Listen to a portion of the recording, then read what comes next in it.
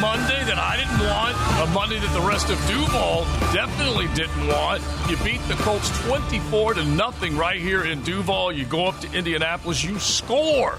You've got a chance to win, and in the end, you go down in defeat. This team has won twice this year. They've lost 4 times, including back-to-back games inside the AFC South. They let Matt Ryan set a record, an Indianapolis Colts record, where Peyton Manning has had the horseshoe on his helmet, where Andrew Luck has had the horseshoe on his helmet. That was the most ever completions by a Colts quarterback. 42 completions.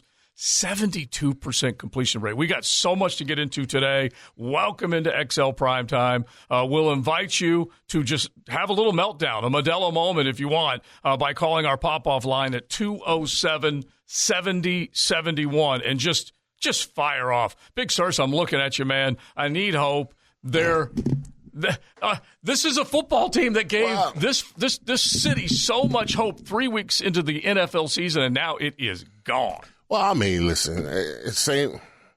I'm going to say same old Jaguars. Mm-hmm. But listen, here's the thing. The reason why, I mean, the Colts did what we did to them a couple of weeks ago. Because going into after week 1 when we played the Commanders, we were saying that Trevor Lawrence seemed to be a little indecisive in this play. And all our talk was get the ball out your hand, get your ball. That's what the Colts did to us in this game. Matt Ryan didn't get sacked at all. He threw the ball for over 50 times in the game. He got the ball to his receivers and to his playmakers, and we were ill-equipped to handle it. And especially, I think our linebacker play in this last game was just horrible. I mean, we had the terrible angles. We weren't efficient in our coverage. I mean, I don't even want to talk about the secondary. I mean, people got on Shaq Griffin but listen, you get what you paid for.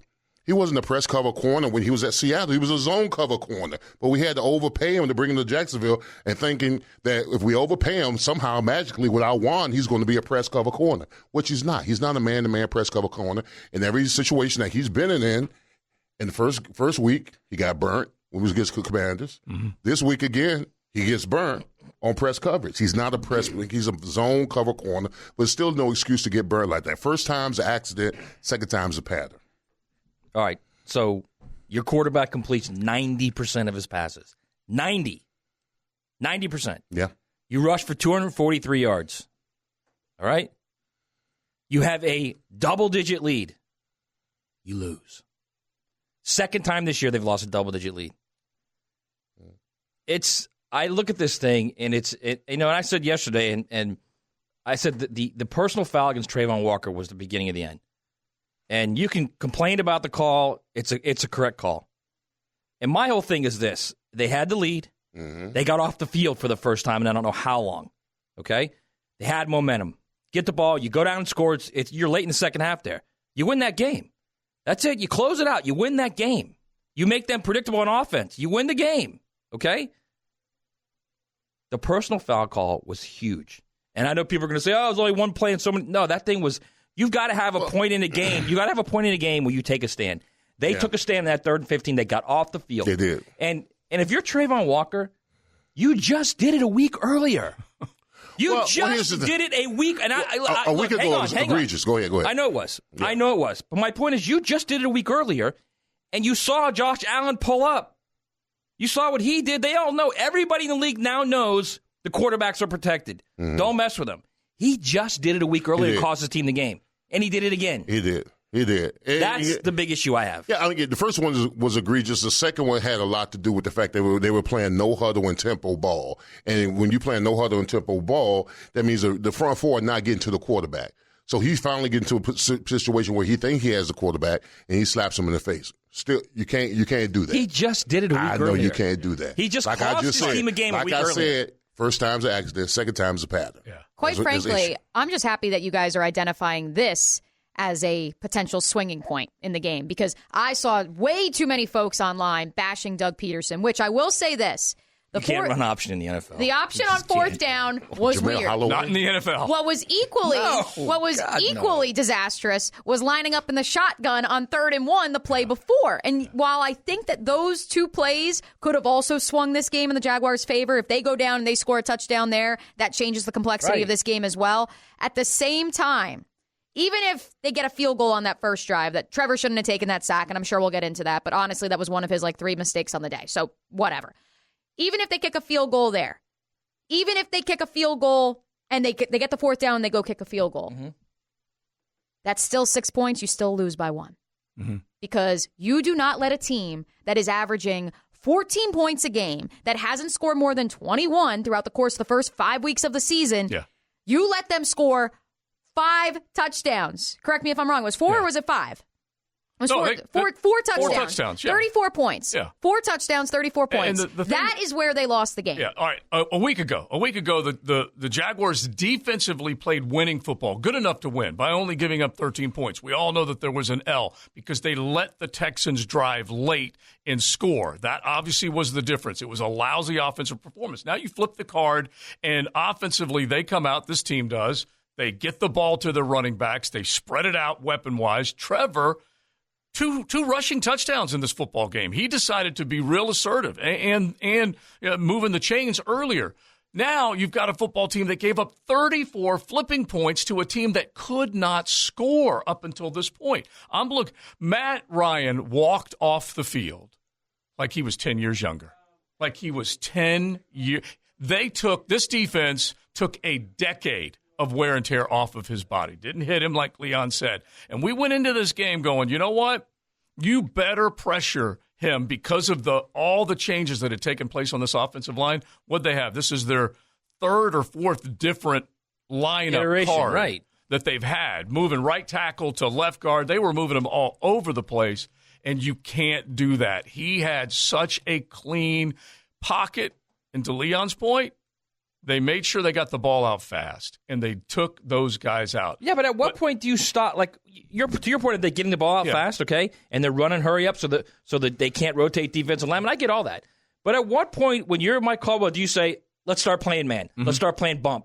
We cannot let these guys get free, shallow crosses. I agree. Hit him. Yeah. Not only hit him at the line off the bump, but hit him with a linebacker coming across. Yeah. Hit him. And think about what these guys were able to do. The fact that Deion Jackson and Michael Pittman both had 8 catches each in the first half of the ball game. Okay, Joe, if I saw another shallow cross, first half of the ball game, I was going to puke. Seriously. Yeah. And honestly, if you look at the targets and you look at the receptions, now let's get to Shaq Griffin. Now let's get to that secondary and just deal with it because this was a defensive loss. All right, so Modella moment for you today. You can be a star right here on XL Primetime. It's your Modella moment. Call the pop-off line, 207-70-71. Dial it up. As I told the boys from Mexico. Can I dial it up? Well, yeah, you can. Okay. I told the boys from Mexico, I said, look, they're going to have a cerveza today, but it's either to celebrate or commiserate. Today, once again, another Monday, we got to commiserate. So hit it, 207-70-71. But this was a football team that took 10 minutes off the clock with a precision-like 18-play drive to take the lead and hopefully stamp out the competition. And they left, 2 minutes and 44 seconds, something like that left on the clock. And then they let Matt Ryan 10 minutes game time. So 15 to 20 minutes actual time that the defense was resting on the sideline. Exactly. And trying to prepare for, okay, Matt Ryan's going to get the ball back. What do we do? That's why I say it's not just players right now. Yeah. It's also coaching. They're a poorly coached team right now, too. Any way you look at it. They didn't adjust on defense. The running the option, just unbelievable. I can't even imagine you would do that in an NFL game. I still give this offense a nice B in play calling and performance. Honestly, take a look at the total yards. Take a look at the completion percentage for Trev. Take a look at 2 rushing scores. Take a look at the fact that your top 10 wide receiver paid in the NFL had 1 catch through 3 quarters. True, take a look, 2 targets. Yeah, but take a look at this. The fact that, unlike the previous week, the Jaguars identified, hey, we can run the ball against this team, so let's stay with the run. That was already a significant improvement for me. But even they didn't. Like, ETN again, 10 carries, 78 yards. Get him the ball. Yeah. I don't understand. Doug will say they didn't have enough possessions, I'm sure. And that's why. I'm just telling you, even though time of possession, I believe they did have the edge when the game actually finished, but I'm just telling you. And look, I get it that if you are having success with something, you can just imagine they go into the half, they're going to adjust. They're going to do something. Gus Bradley, look, he got paddled by this offense a couple of games ago and basically got worn out. Changed it up this time. But to halftime adjustments, Travis Etienne comes out, busts one right off the jump. As soon as they get a hold of the football, they give him the big gain. They don't give him the rodeo into the end zone. They but go back to some kind of like throw to Ingram. It was like one of those quick outs to Ingram. Yeah. Give him the ball. Yeah. Look, there were twice, two opportunities where they had big chunks inside the 30-yard line with big gains and couldn't turn either one of them into points. Hey, J-Rob, too. J-Rob was getting 10, 12, 8 consistently. Yeah. Look, I mean, the Colts run 30 carries. Yeah. They're number one back. They weren't afraid. Deion carries. Yeah, Deion Jackson was their third string Right, running when Jonathan Taylor's healthy, he gets 30 carries. Yeah. He gets 25 to 30 carries. Yeah. Why do other teams in the NFL ride running backs? Get them ready. Get them going, Get them, as Leon says, get them greased up. Get them ready to go. And then these guys, it's 8 carries here, 10 carries for this guy. What are you saving them for? 2 carries for wide receiver. Get him the ball. Yeah, what are you saving them for? I mean, listen, running the ball effectively was our mainstay. The reason why we were in the game, the reason why we took the lead in the game. I mean, I understand you got to be multifaceted. You can't just keep running the ball. But if you got 2 backs that are effective on a team and they can't do anything to stop it, you know going into that game, what you have is success at. Just keep feeding them. I can't remember the first time I saw a screen. We saw a screen in the game. Mm-hmm. Where has that been? I mean, that screen to ATN, it was a thing of beauty. I honestly think you've got a play caller who knows he's a creative play caller. So he's like getting creative, Yeah, he tried to wrinkle whole. Sometimes he overthinks himself. Yeah, he really but does. I'll say this too, because I see plenty of folks on the text line designed by Lifetime Enclosures still somehow bashing Trevor Lawrence because, according to our guy Todd in New York, 10 of 22 passes from Trevor were behind the line of scrimmage. Seems Doug doesn't trust the Golden Boy. Todd, as I just responded to you, they let him run the option. I would very much say that they do trust him because you wouldn't be running the option if you didn't trust the quarterback, for better or worse. Well, the Golden Boy hit 3 third-down throws in that last drive. Yes, one of them was beautiful throw in between the corner and the safety. Yeah. So remember, Todd from New York, though. Todd from New York wanted C.J. Beathard in that moment, okay? Let's not forget that. He was ready to bench Trevor Friday. He was ready to go to number 3 and bring him in and let him lead this team. Trevor played a good enough game. They certainly didn't throw the ball down the field, though. No, they didn't. They didn't have to. They didn't even try to.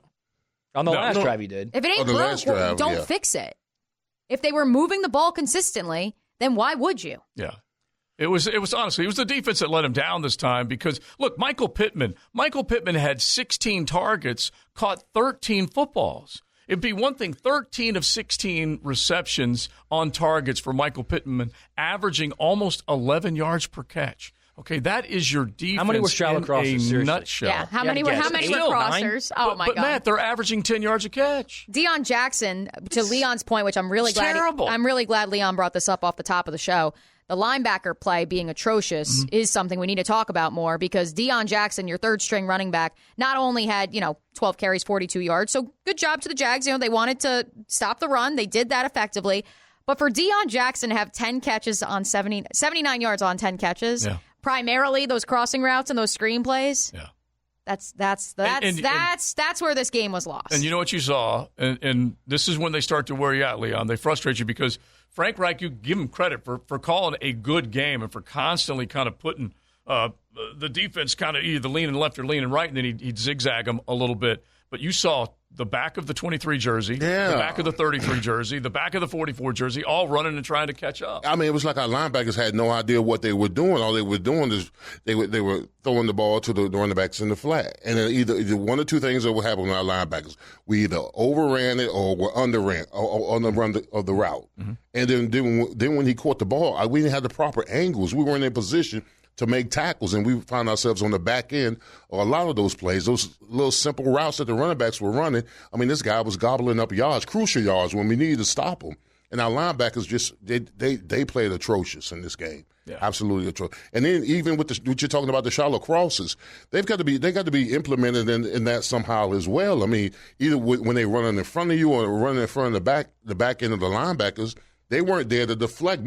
If you saw that game last night when the Cowboys and the Eagles, those linebackers were in a lot of those tip balls and stuff that were involved in. That's what we were supposed to be doing. We're supposed to be either in the front end or back end of those plays, watching the quarterback guys, linebacker, get those tip balls, and we didn't get any of those. At the very least, take a penalty and give Pittman a shot right in his chest and make him think, hey, the next time I'm coming across, I might get hit. Exactly. They literally gave him free release every time, not only at the line, but on the cross. You got to be near him to deliver a hit. Bro, he was, listen. Don't forget that. Bro, he was like he was shopping, going up and down the aisles in the grocery store. The way he was just freelancing. Free release off the line, free release on the cross. Nothing. Yeah. Absolutely. No one even touching it. And look, all right, let's just remind everybody, because this is what happens. 3 weeks into this season, we said Trevor Lawrence was better than Tom Brady. We said that this team we. Well, I'm just my dude over here said that. No, I didn't. I say he was the best quarterback in Florida. Although, to be fair, Tom Brady not playing too well right. Exactly.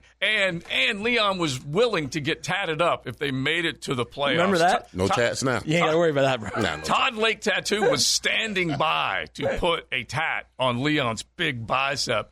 And all this stuff that we felt is just completely gone away. Remember the takeaway to giveaway ratio that we had in the beginning of this season. They were taking the ball away. They weren't giving it away. Now you got this football team in a giveaway mode, like it's Christmas. But you know what? We're all at fault. And I'm going to tell you why we're all at fault. Before the season started, what did we say? We just wanted a team that could be competitive in the fourth quarter. Yeah. And that's what we got. You know what? Y'all rubbed the lamp or the genie, and you got exactly what you wished for. Yeah. We got a team that's not getting blown out. We got a team that in the fourth quarter, it's true. They're making it, all the games are competitive. And we're going to be that way throughout the whole season, I think. Right. We're not going to get in the fourth quarter, we're going to give ourselves a puncher's chance to win. You're like glass half full. I'm just saying. I'm saying that's what we all wish for. Right. That's what we wish for true. before the season starts. Yeah, but once you get a little sniff of what could be. Listen. Once you get a little taste that bad of what deodorant. could be, that's that bad man. deodorant you're using. You can't be sniffing that. You deodorant. I asked on Twitter yesterday, would you rather, and this is right to what we have done, because my classic line was always, I want them to be in the game until they cut off the beer sales. That was just my classic line, which means get me to the fourth quarter. Let them be in the game, which, as Leon's saying, absolutely 100%. They have been in the game. But I asked the question yesterday, and we can ask fans. You can hit the text line designed by Lifetime Enclosures. Would you rather walk in the building knowing you have no chance, you are not going to be competitive enough to win an NFL football game, or would you rather have what you have right now, which is a team that's in it to win it, close, certainly have been competitive? I'd much rather have that. Now, look, there's still... You're October Settler now is what you are. I might need an October nickname, but... You're a little settler now. Yeah. Well, it's trick or treat. It's right now, I'm thinking treats instead of tricks, but they are tricking me a little bit late. I just know that it's a competitive football team. I'm not going to sit here and just Pollyanna it up, but it's a much better football team that you can watch and get behind. It still drives you crazy. A loss is a loss is a loss. Okay? It's a different kind of crazy this year as opposed to last year. This year, the crazy is they could win these games. Yeah. And they're self-destructing. Last year it was, my God, this is a joke. Right. Yeah. So there's a different kind of crazy right now. Yeah. What does it matter? No, it's an L. L's an L. I mean, as far as an L, it doesn't matter, right? But at the end of the day, at the very least, you could see, all right, there's a reason to watch this team on Sunday again. Yeah, and heck, I'll give our buddy Andrew Catalan some credit because he was so stoked at the end of this game with the game flow itself, that both teams had success. Both teams were able to make big plays. Think about Jermichael Hasty. Think about the big plays that were made from Jacksonville and obviously the Colts side. But it was an exciting game, and so we are making big steps forward. But now, obviously, what's the goal? What's the goal? You got to win. You need, no subs for dubs. That's what you need more than anything else. Speaking of dubs, the LSU Tigers got a pretty big dub over the weekend. Savages. Those savages. And then he had the audacity to go in the team meeting, that darn Brian Kelly. And he's out here just playing music. Yeah. Trying to taunt the Florida fan base. Mind you, did you see the video of him trying to get all his players to come stand with the band and sing with the band? He was after the game. He was trying to get all the LSU players to come stand with the band and sing the alma mater. Yeah. And none of the players followed him. So at least you have that, Florida fans. Yeah. Something Southern is what he was asking for. He had a playlist. He wanted to get something Southern. Colin Baton Rouge, some Garth tune or something like that. We do need to get into the Gators. We definitely will get into it as we go along this morning, but most of it's reserved to your Jaguars, and then you Gator fans can definitely hit the pop-off line 207-7071. We needed measuring stick games. This was a measuring stick game. This is Billy versus Brian. This is new head coach here, new head coach there, both coming to revive what have been championship programs. Let's certainly label them as that. And did Brian Kelly really answer the bell with his football team? That defense for the Florida Gators, all right, I got the number here. I got to find it. But if you add up, they're almost as bad as the 2020 defense. They might be worse, actually. Yeah. It's very close. Yeah. It's very close. If you the add 2020 up, statistically was the worst defense in school history. So, yeah. Oh, yeah. Statistically, they were terrible. Terrible. But if you are a Jag Gator, and that is a very popular phrase in North Florida, a Jag fan and a Gator fan, a Jag Gator, you had 738 combined yards and 9 touchdowns given up by your collective defenses. 738 yards and 9 touchdowns given up by the Gator D and the Jaguars D. That's straight pain. It's okay. Made Jaden Daniels look like, like he should be on the Heisman ballot. Like Lamar Jackson. Matt Ryan look like it was 2016. Yeah. It's okay. Basketball season's almost here. Todd Golden will save the day. Yeah. Right? Yeah. Right? I'm not. I'm AP nowhere. Top 25 just released, baby. I have my poll if anyone cares. I know none of you do. You're also still I'm nowhere I'm not, near basketball I'm not season concerned right now. about Billy Napier as much as I'm concerned about Anthony Richardson. Because Anthony Richardson is just not – he's way too up and down. He had the game. He had the game to play. I understand it's his 8th start. I get all that, okay, 8th career start. But you got to be a better thrower. You got to be more confident in what you're doing. Yeah. You got to see the field, and he's not. He's not. We're now 7 games into this season.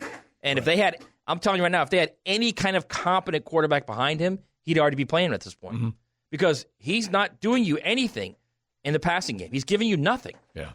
Like you could say, well, he threw a bomb in the first play of the game or the first series of the game. I mean, all you got to do is throw it as far as you can. Right. Well, hey, he connected on that one. You're not reading anything. You come out of the field. You're before you can go on the field. It's okay. This is what we're doing. Right. Throw the post. It's right there. That's it. Yeah, I'm going to give him credit because he actually connected on this one compared to other ones. All right, so let's get into that, all that Saturday stuff. My gosh, Tennessee and Alabama, did it deliver? One of the greatest games we've ever seen. I know the recency bias will take over, but dang, that was a really good game on Rocky Top. But mostly Jags. We'll get into the Gators, get into the Knowles. You can hit the pop-off line 207-7071. Make it your Modelo moment and sound off.